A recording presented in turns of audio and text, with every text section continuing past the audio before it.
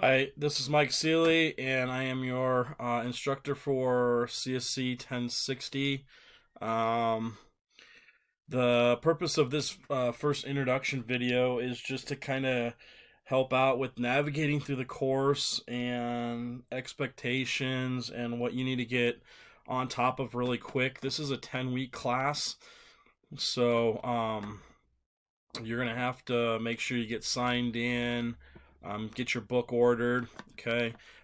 Every week I post announcements. So, first thing each week, I grade on Sundays, Sunday mornings. I'll enter your final grades. If you turn in work before that, I grade throughout the week. But Sunday's kind of my cutoff day that I work on community college stuff, and then I'll load new announcements for the new week. So make sure you're reading the announcements. And the most important announcement for this week is to get your ZY book set up. So I've got instructions. You go to this learn.zybooks.com, and if you don't have an account yet, you're going to have to create one. And this is your ZY book code that will link to the book in the class. And so once it's set up, let's see here. See if I can move. I've got this over here. So this once it's set up, this is your book for the class. Um, let's see here.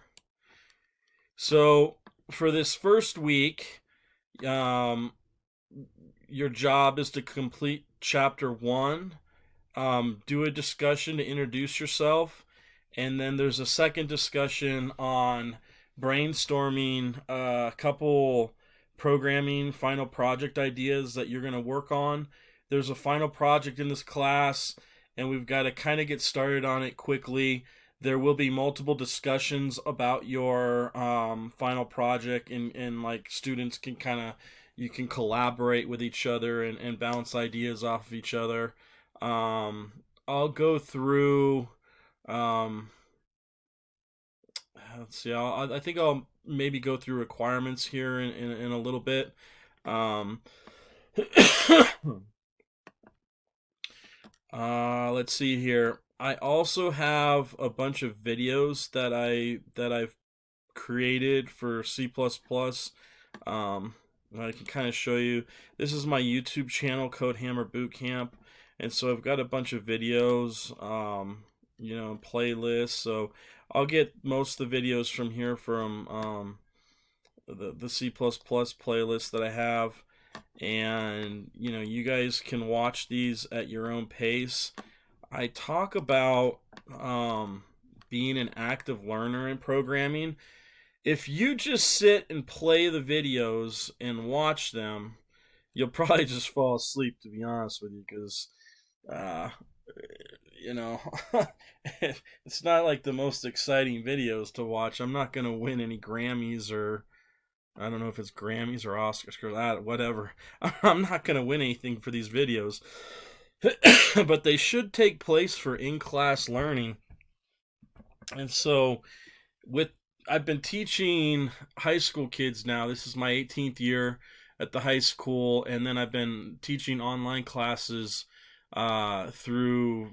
This is I'm with Front Range Arapahoe right now, and then before this changeover, I was with just the online Colorado Community College system since 2017. So I basically made most of my videos during COVID, during the lockdowns, um, because I had to, serve more of my high school kids in a better way. And I figured this is also the best way I can think of for the online students. The curriculum in the book is especially good. I like the book, it's very interactive. And I'm going to show you in a minute how you're going to interact with the book to get your points for your assignments.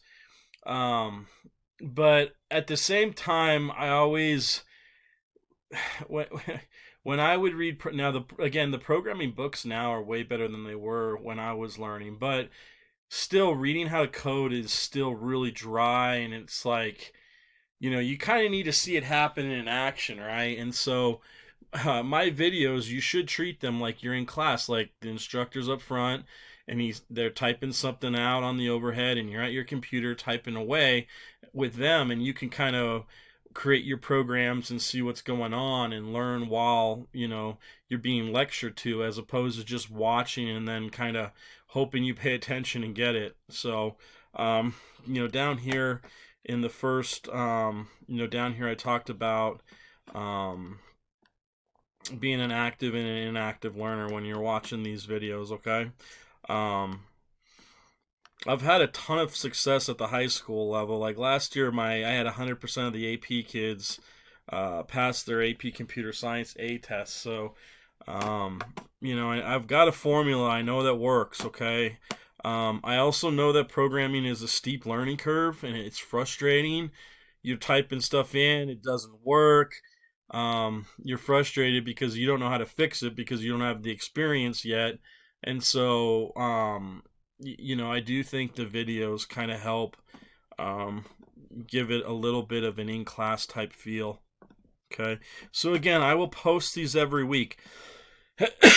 I will also, this is your internal email, okay? You will want to check this. I will email you every week with the announcements. It's just going to be this right here. But I might also email the class.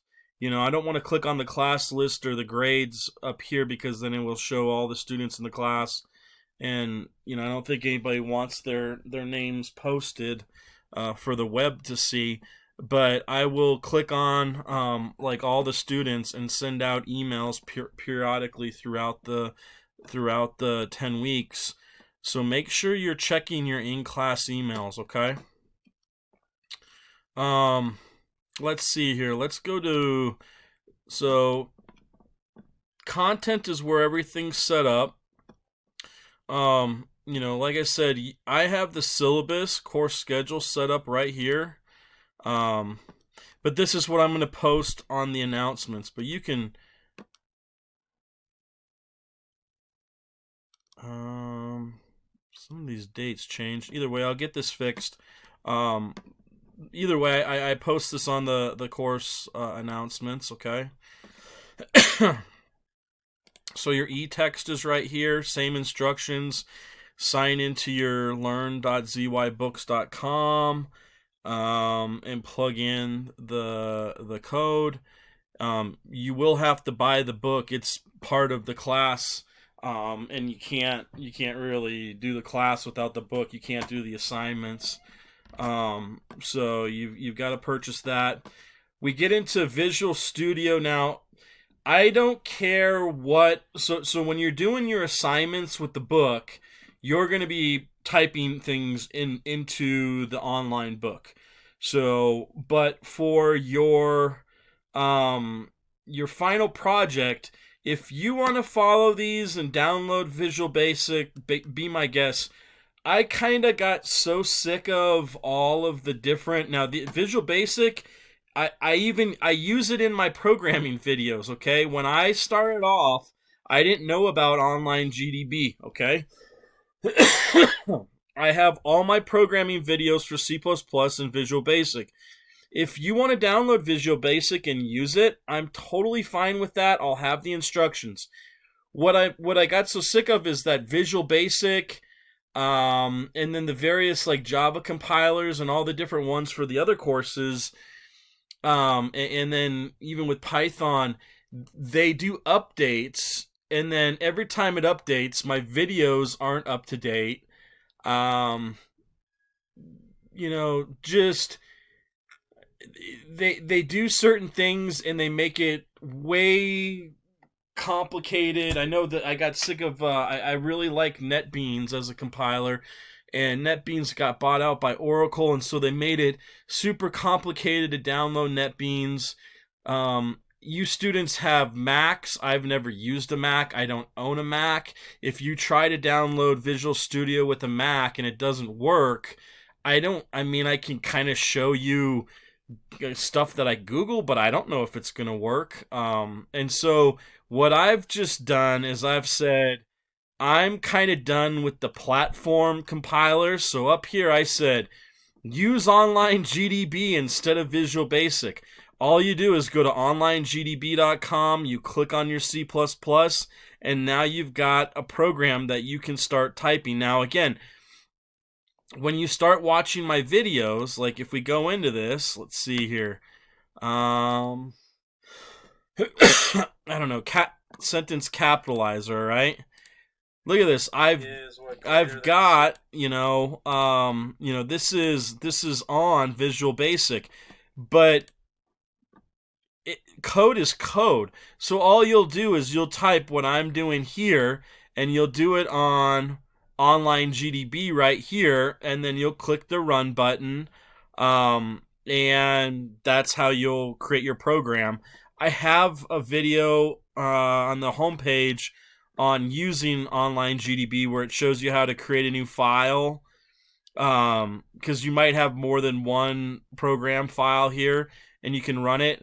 What's also nice with this is that you can sign up with online GDB, and it's kind of like Google Docs.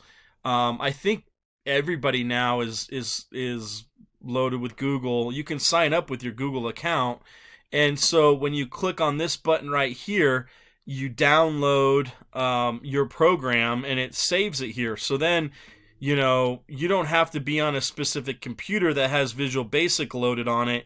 You can now use this, at your computer at home and your computer at the school lab or whatever.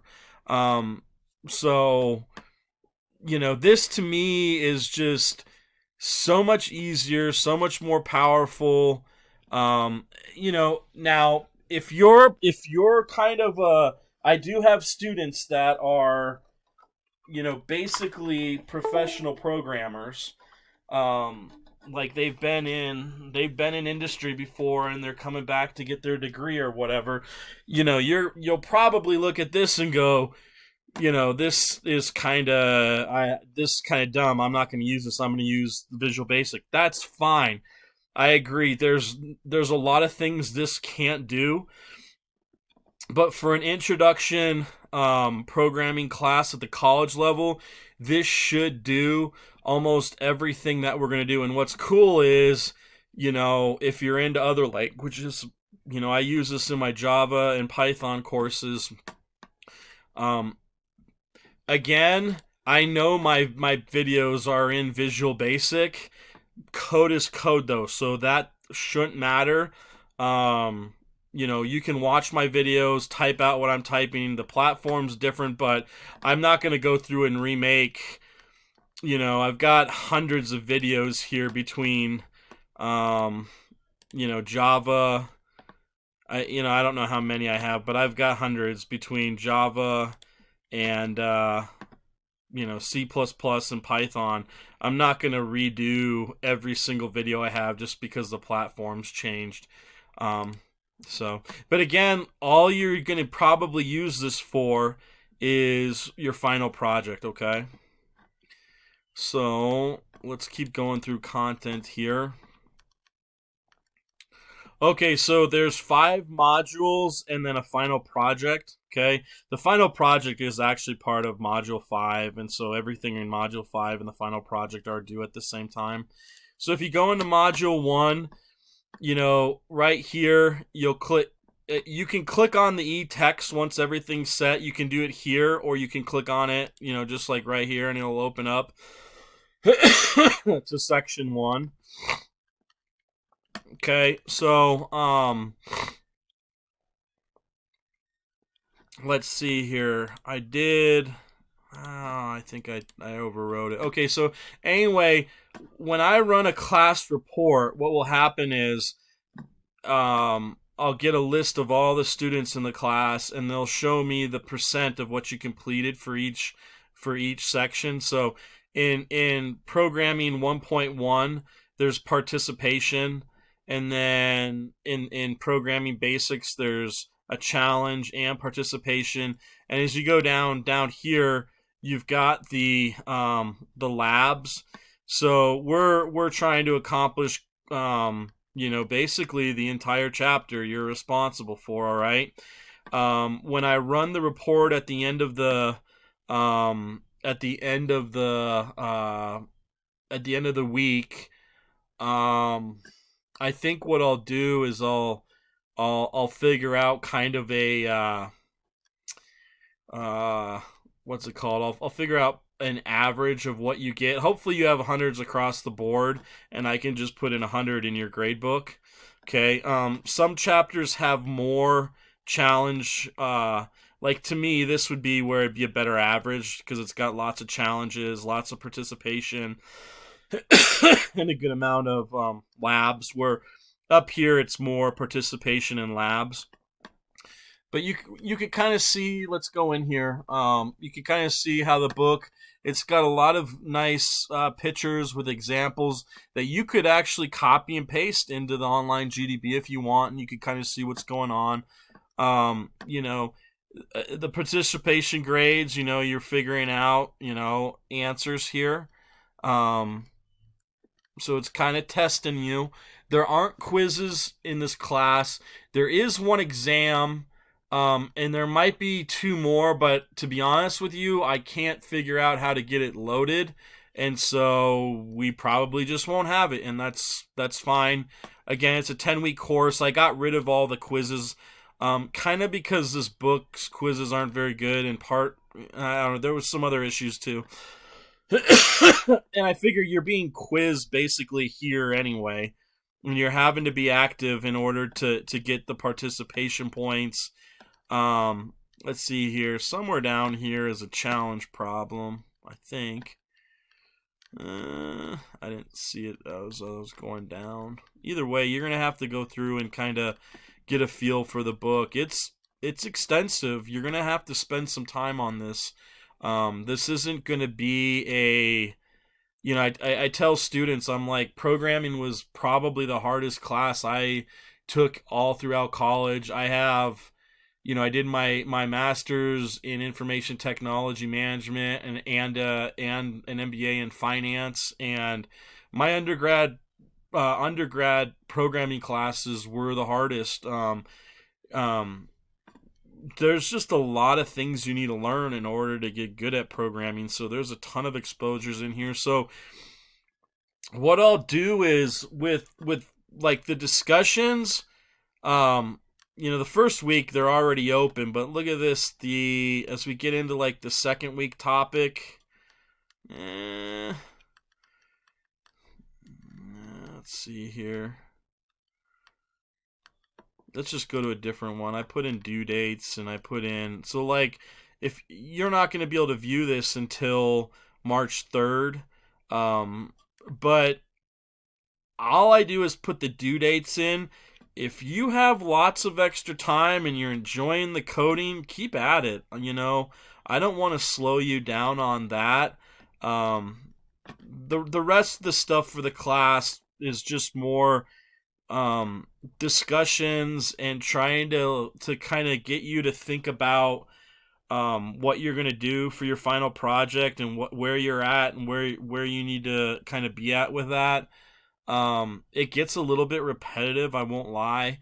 So, over the course of the 5 different discussions, you might find yourself repeating yourself with what you're going to do with your programming project and what you're going to accomplish and so forth. And that's fine. If you feel like that, I get it. So anyway,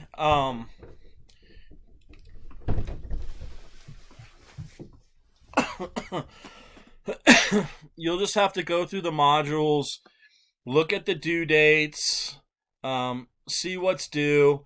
If you go in here for discussions, well, you could go to assignments, and there's lists of assignments. I don't know if you can view those until the start date opens.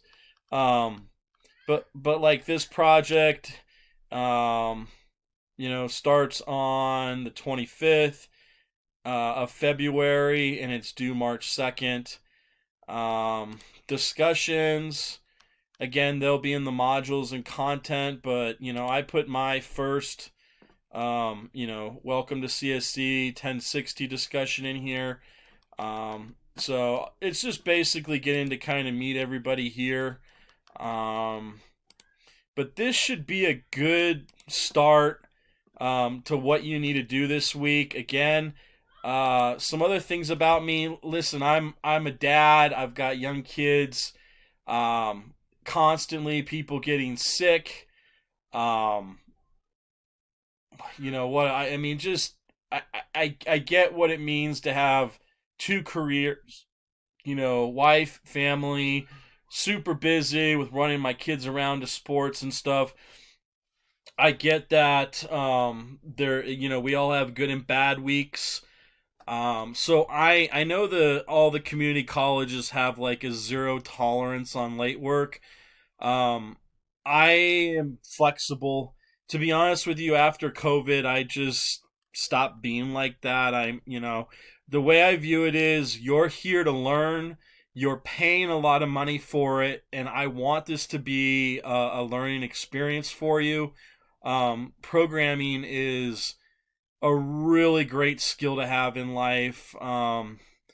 Everybody that I know that knows how to code, whether it's some of my ex students who are like 27 years old now, working at Google, making $200,000 a year, to like my old mentor who lives in Colorado Springs and he owns 11 homes. Like this is life changing stuff. So I'm my hope is that you're here and you're really wanting to learn this stuff and get good at it.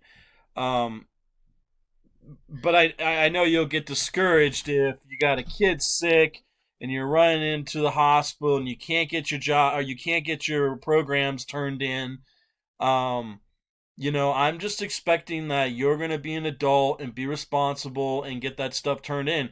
And if you don't, you know, you'll get zeros. If you want to go back in and complete stuff, shoot me an email and tell me you got your work done. I'm fine with that. I'll go back I'll fix your grades. Um, so it's kind of up to you to pay attention if I've missed something in the grade book to let me know and I'll fix that.